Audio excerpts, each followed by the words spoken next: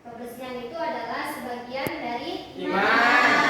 Maka dari itu kita sebagai orang-orang yang beriman, kita harus menjaga Kebersihan. baik kapanpun dan dimanapun kita berada ya. Nah, sebelum kita memulai pembelajaran hari ini, ketua kelas siapa? Arif. Tolong dipimpin untuk berdoa. Oke, teman-teman, kita berdoa terlebih dahulu. Berdoa dimulai.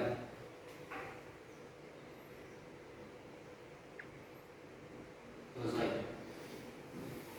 Nah, sebelum kita mulai pembelajaran, Ibu absen dulu ya. Iya, Bu. Siti Tamimah Sumpah Yazid. Hadir. Ya. Syifa Aksanul Nadia. Hadir. Nida Kafiyah Hidayat. Hadir. Siti Rohayati. Hadir. Syahrul Nur Rahman. Hadir, Bu. Ya. Muhammad Arif Rahman. Ya, Bu. Alhamdulillah ya, hadir semua. Nah, materi minggu lalu ada yang masih ingat materi minggu lalu? Iman kepada kita. Iya, betul ya. Iman kepada kitab Allah. Di sini Ibu ingin tanya, iman kepada kitab Allah itu termasuk rukun iman yang keberapa? Siti Tami? Rukun iman yang ketiga, Bu. Ya, betul sekali. Rukun iman yang Tiga. Nah, minggu lalu juga kita telah membahas 4 kitab-kitab yang diturunkan oleh Allah Subhanahu wa taala. Nah, di sini Ibu ingin sifat asal Nadia. Ya, ada 4. Yang pertama Taurat, Injil, Zabur, sama Al-Quran. Ya, betul sekali ada 4 kitab tadi kan. Nah, kitab Al-Quran diturunkan kepada Nabi siapa? Siti Tami?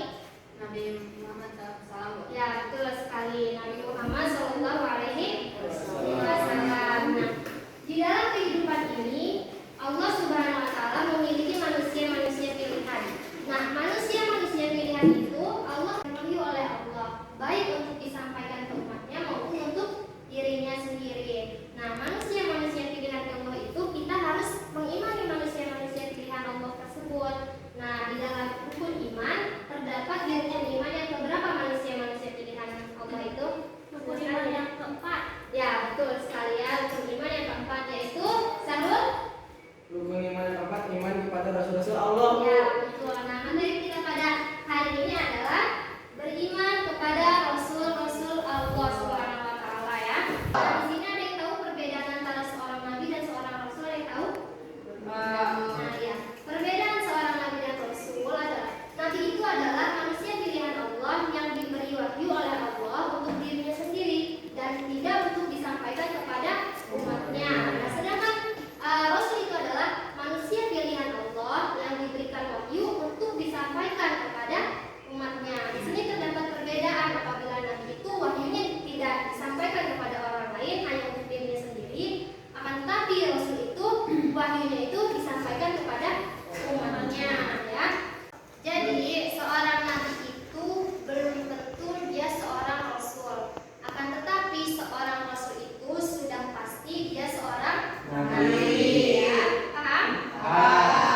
Nah, di sini ada 2 hadis yang menjelaskan tentang jumlah nabi dan jumlah rasul. Nah, hadis pertama itu yang diriwayatkan oleh Imam Ahmad dari Abi Dzar radhiyallahu anhu bahwasanya Rasulullah pernah ditanya. Ketika ditanya jumlah nabi dan jumlah rasul, beliau menjawab jumlah nabi itu ada 124.000 nabi, sedangkan jumlah rasul itu ada 315 ya.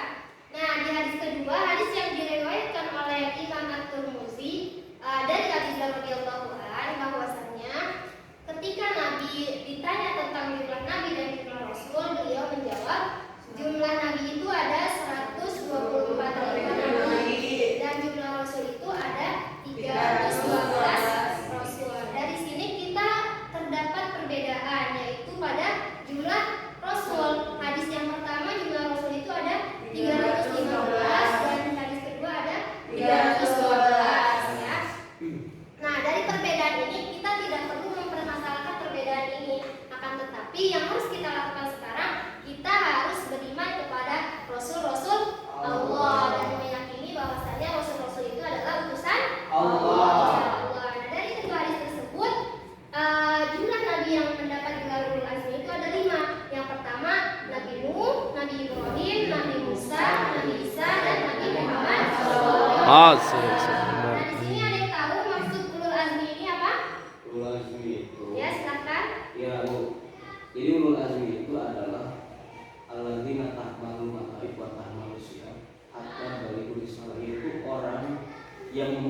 beban yang sangat berat sehingga dia dijuluki sebagai ulul azmi. Memikul bebannya tersebut adalah dalam menyampaikan risalah. Ia mendapatkan hinaan dan cacian. Ya, betul sekali ya. Tadi terima kasih Arif. Bahwasanya ulul azmi itu seorang nabi yang mendapat tantangan yang besar untuk menyampaikan risalahnya ya. Di sini ada 5 nabi. Nah, selanjutnya adapun dalil yang memerintahkan kita untuk senantiasa beriman kepada Rasul-Rasul Allah terdapat di dalam Quran surat An-Nisa ayat 136. Kelihatan semuanya? Nah, di sini Ibu baca, baru kalian ikuti ya. Seterusnya seperti itu. Kita mulai ya. Bismillahirrahmanirrahim. Bismillahirrahmanirrahim. Ya ayyuhalladzina amanu aminu billahi wa rasulihi wal kitab. Ya ayyuhalladzina amanu aminu billahi wa rasulihi wal kitab. Kitabilladzi nazzala ala rasulih. Wal kitabilladzi nazzala ala rasulih. Wal kitabilladzi anzala min qabl. Wal kitabilladzi anzala min qabl. Wa man yakfur billahi wa malaikatihi wa kutubihi wa rusulihi wal yawmil akhir. Wa man yakfur billahi wa malaikatihi wa kutubihi wa rusulihi wal yawmil akhir. Faqad dhalla dhalalan ba'ida. Faqad dhalla dhalalan ba'ida. Shadaqallahul azim. Shadaqallahul Nah, azim. di sini Ibu minta tolong Lida tolong dibacakan artinya. Wahai orang-orang yang beriman, tetaplah beriman kepada Allah dan Rasul-Nya, dan kepada kitab yang Allah turunkan kepada Rasul-Nya, serta kitab yang Allah turunkan sebelumnya. Barang siapa yang kafir kepada Allah, malaikat-malaikatnya, kitab-kitabnya, Rasul-Rasulnya, dan hari kemudian, maka sesungguhnya orang itu telah sesat sejauh-jauhnya. Ya, terima kasih. Dari ayat tersebut, Allah menyuruh orang-orang yang beriman untuk beriman kepada Allah, beriman kepada malaikat Allah, beriman kepada kitab Allah, beriman kepada Rasul Allah, dan beriman kepada hari kemudian. Dan barang siapa yang tidak beriman kepada yang tadi sudah disebutkan, di sini Ibu ingin bagikan kelompok yang satu kelompoknya terdiri dari 4 sampai 5 orang ya. Nah, di sini ya. Itu kelompoknya kita buat sendiri apa gimana, Bu? Ikut tunjuk aja langsung ya. Ayo. Ikut tunjuk langsung pindah ya. Iya, Bu. Sarul boleh pindah ke depan. Ya. Arif boleh pindah ke depan juga di sini samping Mida. Kita jaga jaraknya juga ya. Iya, Bu.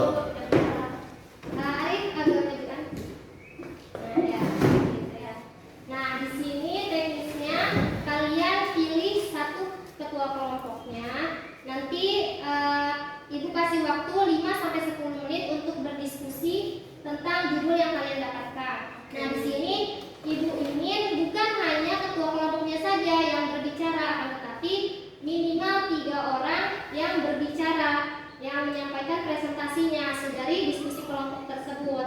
Karena yang sudah lalu itu anggota-anggota kelompoknya itu mereka tidak paham dengan apa yang sudah didiskusikan ya. Paham sampai di sini? Paham. Nah, di sini ketua kelompoknya boleh maju.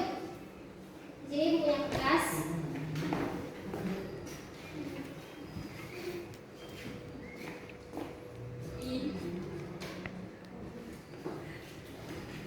Nah, sudah dapat?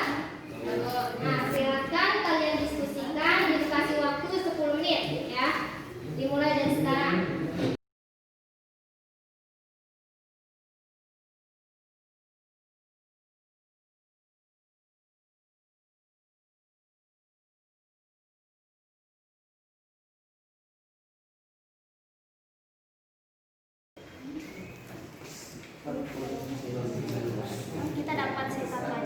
Rasul. Ya, siap Bu.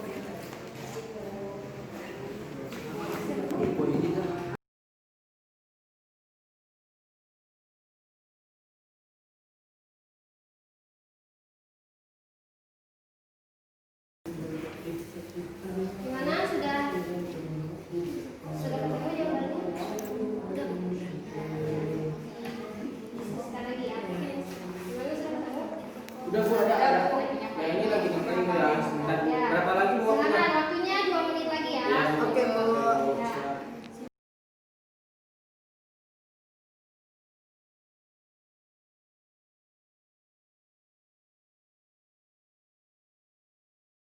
Waktunya sudah habis ya. Sudah ketemu semua kan? Ya, Bu. Ya. Kalau siap Bu. Ya, bagus. Siapa yang mendapat sifat wajib? Ibu. Ya, silakan. Kita kelompoknya siapa? Arif Bu. Ya, Arif. Silakan. Jadi ada Berdiri ya, biar teman-teman bisa lihat. Oke. Dan yang lain perhatikan dan tolong dicatat poin-poin yang penting. Siap Bu.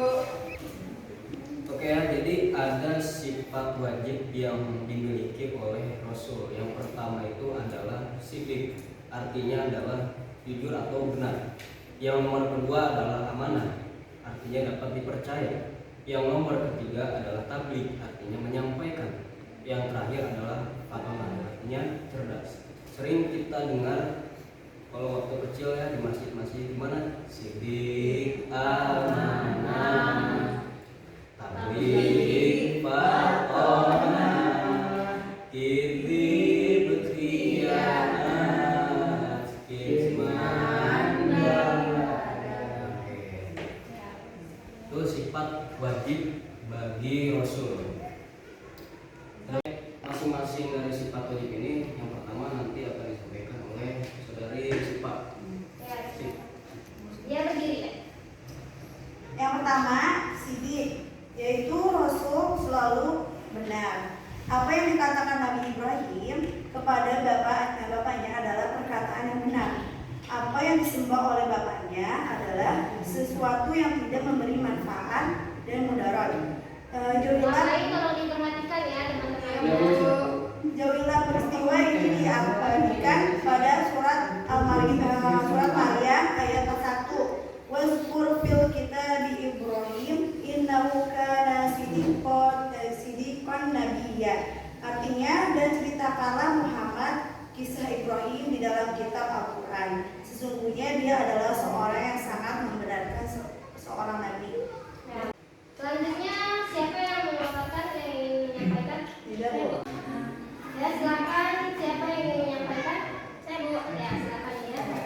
Nah, sifat wajib bagi Rasul yang kedua itu Ya, tolong didengarkan ya, temannya sedang menyampaikan. Ya. Baik, kembali lagi kelompok kalian Rizky keluarkan. Ya Bu. Siap.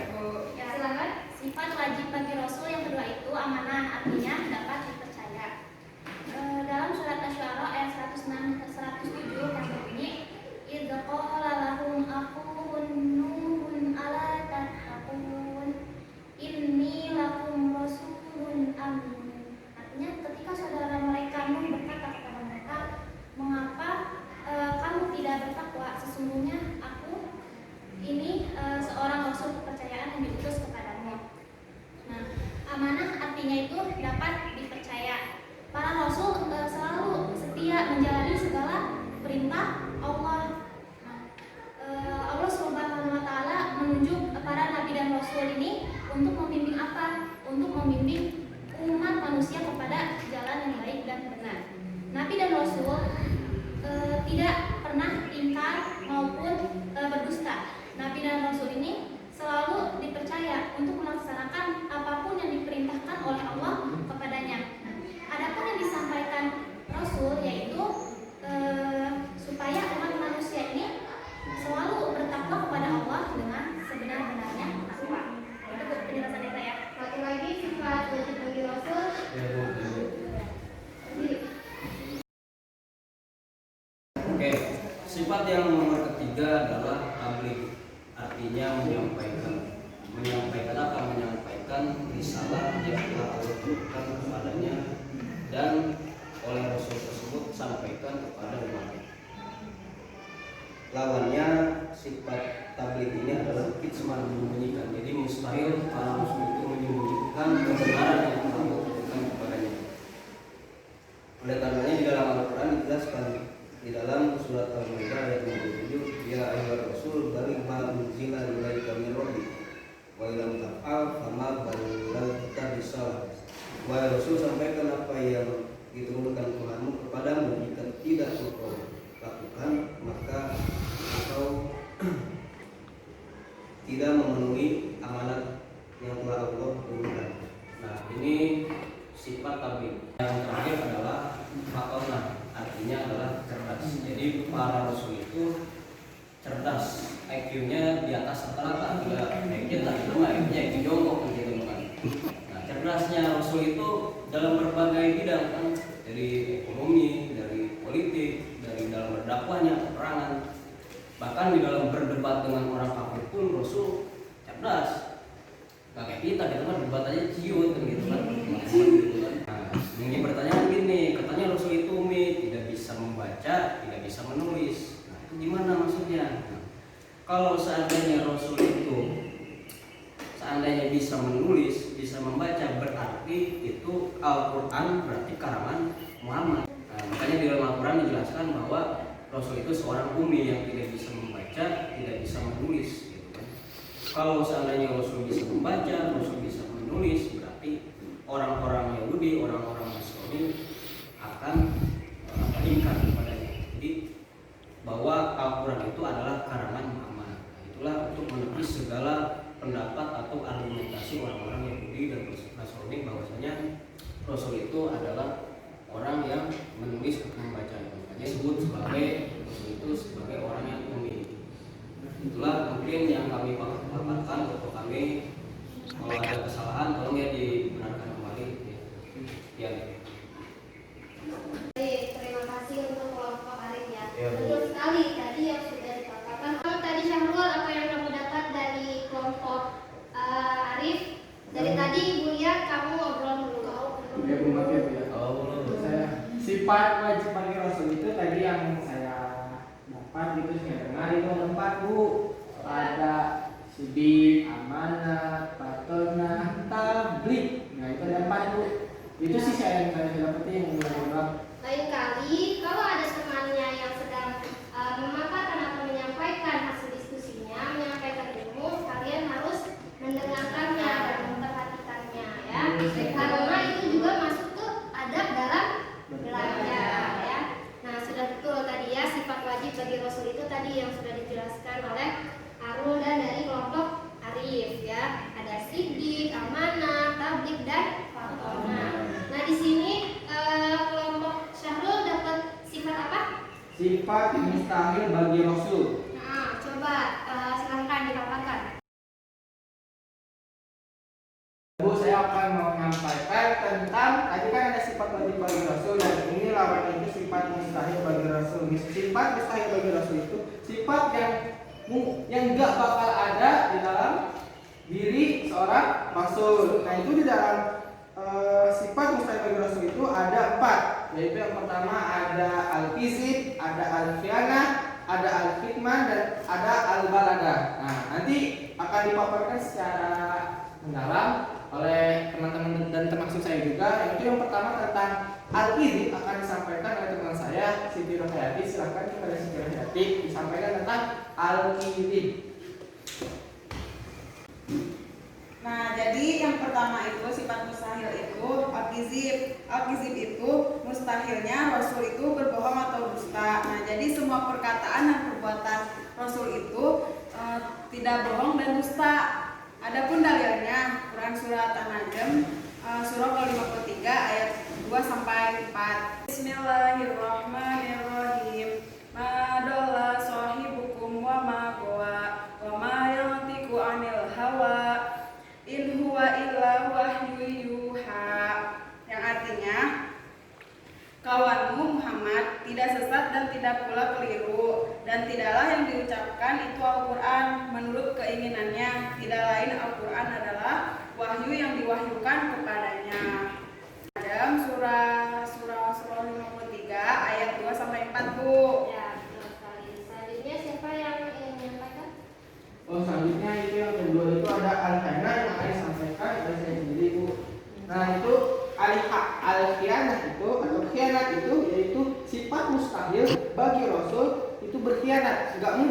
seorang rasul itu berkhianat. Tadi karena ada sifat wajibnya tadi apa?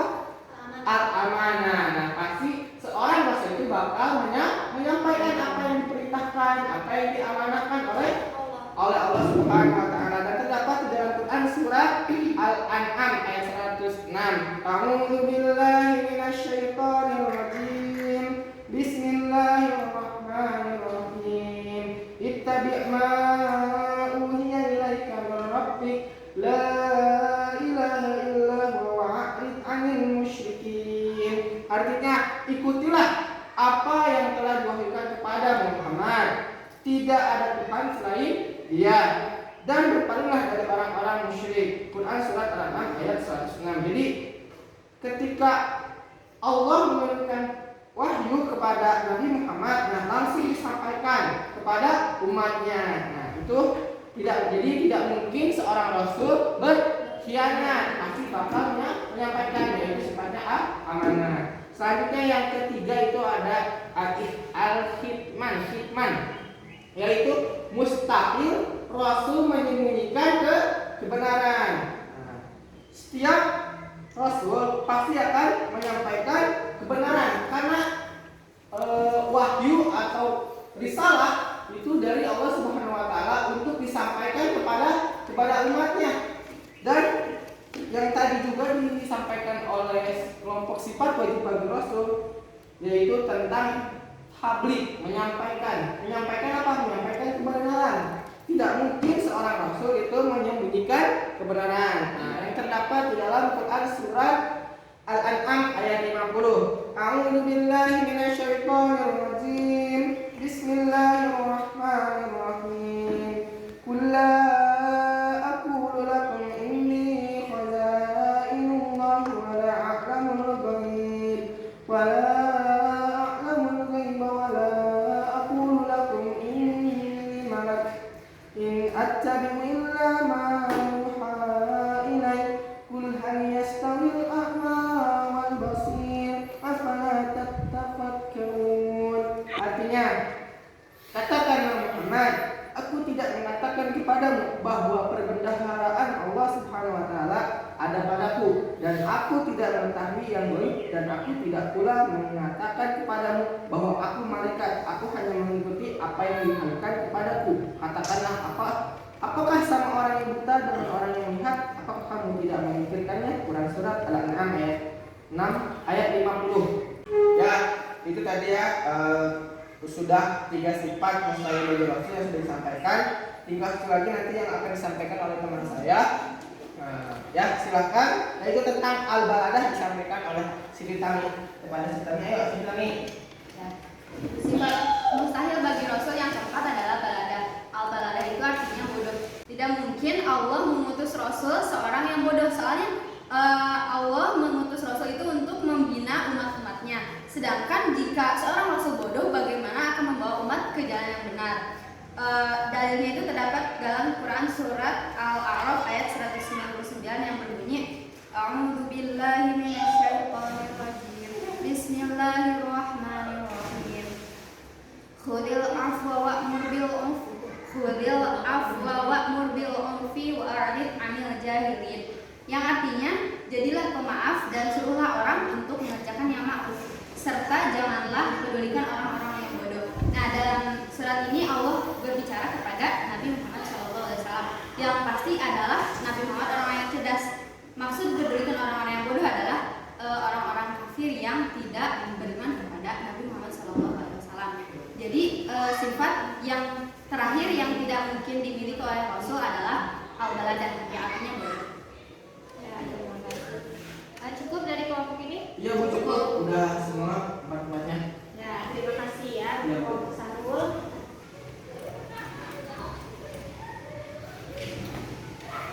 Teman sekali ya, tadi yang sudah dijelaskan oleh kelompok Sarul. Bahwasannya sifat mustahil dari Rasul juga ada 4. Yang pertama ada al-kizib, al-khiyana, al-kitman, al-baladah. Dan Rasul ini mustahil memiliki sifat-sifat yang 4 ini.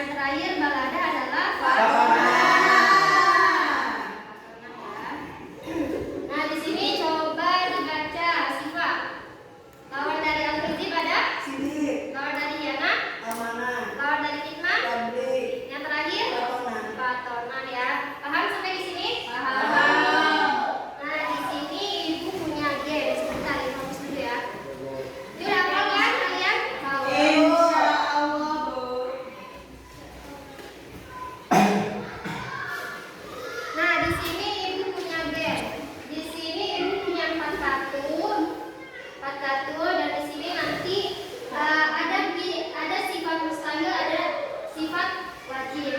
Kayak tadi mencari lawan dari sifat tersebut ya. Nah di sini ibu ingin 2 orang laki-laki dan 2 orang perempuan untuk maju ke depan. Ya silakan. Kami sama-sama dulu. Ya. Jalan belakang ya. Ya. Nah di sini ada 4 ya. Silakan dipilih. Mana ya? Ya. Coba dulu ya, itu apa dari ibu.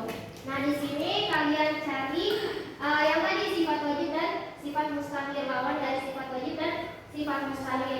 Kalian cari pasangan kalian. Nah di sini ibu kasih waktu 5 detik ya. Dimulai dari sekarang. Yo teman-temannya bantu hitung. 5, 4, 3, 2, 1. Sudah ya, sudah habis waktunya ya. Nah, udah dapat hasilnya? Nah, coba kita ambil. Sifat mustahil bagi Rasul yaitu balada. Balada itu artinya bodoh. Sifat mustahil ya. Lawan dari balada tadi apa? Fatona adalah cerdas. Ya, betul ya. Coba kalian jelaskan sedikit tentang balada dan fatona.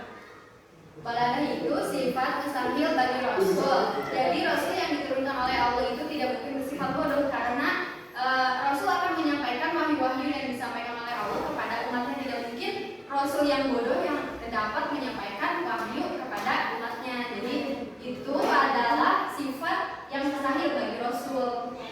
Maka dari itu lawan dari balada yaitu fatona. Ya, betul sekali. Betul kan? Betul. Nah, coba kalau Alif. Ibu, Dapat apa kalian? saya dapat X1. Ya, cuma sama? Tapi Ya, silakan jelaskan. Oke, ini saya dapat X1 ibu. Ini lawannya dari sifat tapi bukan artinya menyembunyikan kebenaran yang telah dilakukan kepada Rasul, bukan risalah-risalah. Lawan dari hikmah. kalau dari firman itu adalah tablik. Tablik itu menyampaikan kebenaran. Jadi ketika Allah menurunkan wahyu kebenaran itu kepada Nabi Muhammad, dan Nabi Muhammad sebagai seorang rasul itu menyampaikan kepada umatnya yang benar, tidak mungkin menyampaikannya salah atau batil. Nah, Betul sekali ya. Terima kasih. Silakan kembali ke tempatnya masing-masing ya.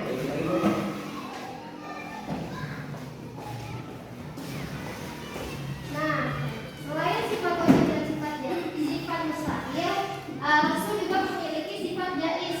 Sifat jaiz yaitu sifat kemanusiaan yang boleh dimiliki oleh setiap Rasul. Nah, maksud sifat kemanusiaan itu adalah Rasul memiliki sifat-sifat sebagaimana manusia biasa seperti rasa lapar, haus, sakit, tidur, sedih, senang, berkeluarga dan lainnya. Akan tetapi sifat-sifat di sini itu tidak akan mengurangkan derajat seorang Rasul ya. Nah, misalnya sebagai gambaran bahwasanya apabila manusia mengantuk pasti dia akan menguap lalu dia beristirahat dengan tidur. Tetapi Rasul itu tidak pernah menguap. Mengapa? Karena Allah pernah berfirman bahwasanya Allah itu menyukai orang-orang yang bersih dan Allah itu membenci orang-orang yang menguap ya. Dan apabila kalian sedang menguap atau ingin menguap, maka tutuplah rapat-rapat mulut kalian karena saat itu pula setan telah mentertawakan kalian. Dan apabila teman kalian menguap, maka kalian tidak boleh menertawakannya. Apabila kalian menertawakannya, kalian sama seperti setan. Sama seperti setan ya.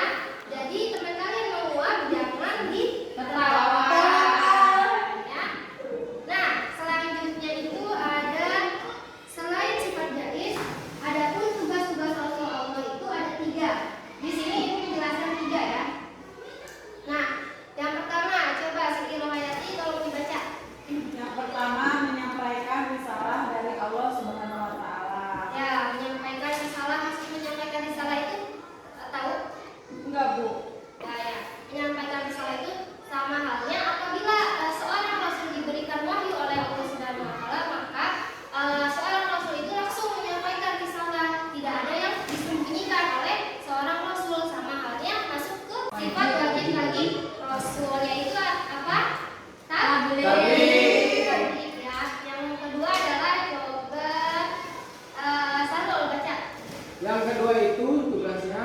mengajak kepada tauhid. Ya, maksudnya paham?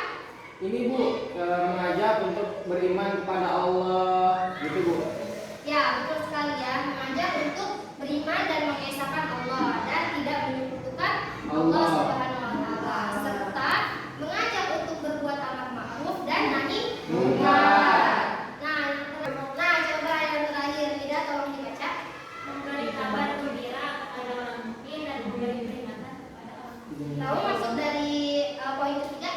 Kabar gembira di sini Allah Subhanahu wa taala memberikan ganjaran kepada orang mukmin orang beriman ini yaitu surga. Dan sebaliknya memberi ganjaran kepada orang kafir ini yaitu neraka. Ya, dan mengapa orang-orang kafir diberi ganjaran neraka? Karena mereka itu tidak beriman kepada rukun iman yang 6 ya. Jadi Allah memberikan peringatan berupa balasannya nanti kelak di akhirat kelak akan dimasukkan ke dalam neraka ya. Nah, yang selanjutnya adapun hikmah beriman kepada Rasul-Rasul Allah itu yang pertama adalah makin sempurna imannya. Mengapa makin sempurna imannya? Karena apabila orang tidak beriman kepada Rasul Allah maka tidak akan sempurna imannya. Maka dari itu kita harus beriman kepada Rasul-Rasul Allah dan iman yang 6 tadi ya. Nah, yang selanjutnya tolong dibaca sekitarnya. Yang kedua. Yang kedua, terdorong untuk menjadikan contoh dalam hidupnya. Nah, seperti apa? Jadi kehidupan Rasul Allah, jadi kita jadikan contoh dalam kehidupan kita sehari-hari. Seperti tadi ya, yang sifat wajib tadi kita bisa implementasikan kepada kehidupan sehari-hari kita dan kita bisa menjauhi sifat-sifat yang mustahil tadi ya. Nah, yang terakhir adalah memiliki teladan dalam hidupnya. Jadi Rasulullah itu menjadi suri tauladan bagi umatnya. Di sini ada di dalam Al-Quran yang membahas tentang bahwasannya Rasulullah itu menjadi suri tauladan. Ada yang tahu ayatnya? Ya, silakan. Bismillahirrahmanirrahim. Laqad kana lakum fi Rasulillahi uswatun hasanatun liman kana yarjullaha wal yawmal akhir wa dzakarallaha katsiran. Anda tolong bacakan arti dari yang tadi sudah di ayat yang sudah disebutkan. Artinya, sungguh telah ada pada diri Rasulullah itu suri tauladan yang baik bagimu, yaitu bagi orang yang mengharap rahmat Allah dan kedatangan hari kiamat dan yang banyak mengingat Allah. Ya, betul sekali. Di sini ada yang bisa menjelaskan maksud dari dalil tersebut. Kita harus mengikuti Rasulullah SAW. Ya Bu, jadi Silakan. ya, jadi kita sebagai umat Islam, khususnya sebagai umat Rasulullah, harus menyusuri tauladan sifat-sifat yang telah dicontohkan oleh beliau, baik itu tidurnya, makannya, akhlaknya, segala sesuatu perbuatan yang beliau contohkan kita ambil kepada kehidupan kita sehari-hari. Yang mana apa yang telah dicontohkan itu mengandung unsur kebaikan. Makanya di dalam sebuah ayat dijelaskan bahwa akan Rasul, bahkan apa yang tadi dicontohkan oleh Rasul ambil pertama. Ya, terima kasih ya. Betul sekali ya. Nah, adapun yang paling penting kita hikmah beriman kepada Rasul-Rasul Allah, kita akan senantiasa diberikan keberkahan dan diberikan kemudahan oleh Allah Subhanahu wa taala baik di dunia maupun di akhirat kelak ya. Nah, sampai di sini ada yang ingin ditanyakan? Tidak, Bu. Ya, ya. Alhamdulillah sudah pada paham ya. Nah, di sini Ibu minta ketua kelompoknya untuk menyimpulkan materi kita pada hari ini. Silakan Adik Rahman menyimpulkan. Oke ya, kesimpulan pembelajaran kita pada materi kali ini mengenai iman kepada Rasulullah. Jadi wajib sebagai kita sebagai umat Muslim, sebagai orang Islam untuk beriman kepada Rasul, yang mana beriman kepada Rasul merupakan rukun iman yang keempat. Dan di sini terdapat perbedaan antara Nabi dan Rasul. Kalau Nabi diberikan wahyu untuk dirinya sendiri dan tidak disampaikan kepada umatnya. Kalau Rasul diberi wahyu untuk dirinya dan disebarkan kepada umatnya. Yang nomor keduanya, jumlah nabi itu seluruhnya ada 124.000 nabi. Kalau Rasul menurut riwayat yang pertama tadi ada 315. Yang nomor kedua ada 312. Nah, di antara sifat nabi, sifat yang wajib bagi para rasul itu adalah sifat sidik, amanah, tabligh, dan amalan. Dan sifat yang mustahil bagi para rasul itu ada 4, yaitu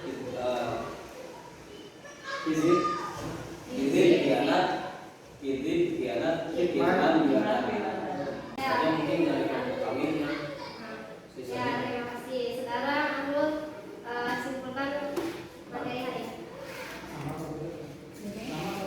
Beda. Terus ya. Ya baik, saya akan menambahkan sedikit dari Arif. Itu tadi kan sifat wajib sudah, sifat mustahil sudah, ada sifat jais sebagai Rasul. Allah itu pada sifatnya itu sama pada umumnya seperti manusia biasa, memiliki rasa lelah, capek, haus, lapar, dan lain sebagainya. Tetapi berbeda pada manusia pada umumnya. Nah, kalau Rasul itu juga memberikan derajatnya sebagai Rasul. Udah cukup itu aja. Siap, silahkan kembali ke tempat. Nah, dari kesimpulan hari ini bahwasanya kita harus beriman kepada Rasul-Rasul Allah seperti yang sudah dijelaskan oleh Arif dan saudara Amrul. Dan pesan di sini, semoga kalian menerapkan sifat-sifat yang tadi sudah kita jelaskan di sini untuk kehidupan sehari-hari kalian, ya. Nah, di sini ibu punya sedikit hadiah buat tadi yang menyimpulkan. Untuk kelompok Amrul dibagi-bagi ya. Terima kasih, Bu. Ini untuk kelompok Arif. Makasih, Bu. Nah, tugas minggu depan. Untuk tugas minggu depan, kalian cari ayat-ayat yang berhubungan. Tadi ini kelompok sifat mustahil, dan ini sifat wajib. Kalian cari sesuai kelompok kalian, tetapi ayatnya itu tadi belum kalian bacakan, yang belum kalian bacakan tadi, paham? Berbeda, Bu, ya? Berbeda. Nah, kalian bisa cari ayat-ayat tersebut di Google maupun di buku-buku yang lain. Iya, Bu. Dan satu lagi, tugas untuk minggu depan kalian hafalkan 25 Nabi dan Rasul. Lalu setorkan ke ibu. Kalau ada yang sudah hafal, boleh disetorkan di kantor. Datangin aja ibunya ya. Iya, Bu. Sebelum kita akhiri pembelajaran hari ini, Arif tolong ditutup dengan doa. Ya, Doa. teman-teman, kita sebelum pulang kita berdoa dulu. Berdoa dimulai. Berdoa selesai. Nah, alhamdulillah materi kita sudah selesai. Semoga apa yang kita pelajari hari ini, semoga Allah memberikan keberkahan dan semoga Allah memberikan manfaat kepada kita semua. Dan semoga kita selalu dalam lindungan Allah dan diberi kesehatan. Amin. Cukup sekian dari Ibu, kurang lebihnya mohon maaf. Wabillahi taufiq wal hidayah. Wassalamualaikum warahmatullahi wabarakatuh.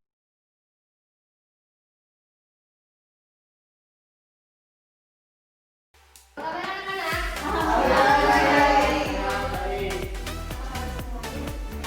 Oh iya, Kata adalah balada. Al-balada itu artinya bodoh. Tidak mungkin Rasul yang Ayo lanjutin aja.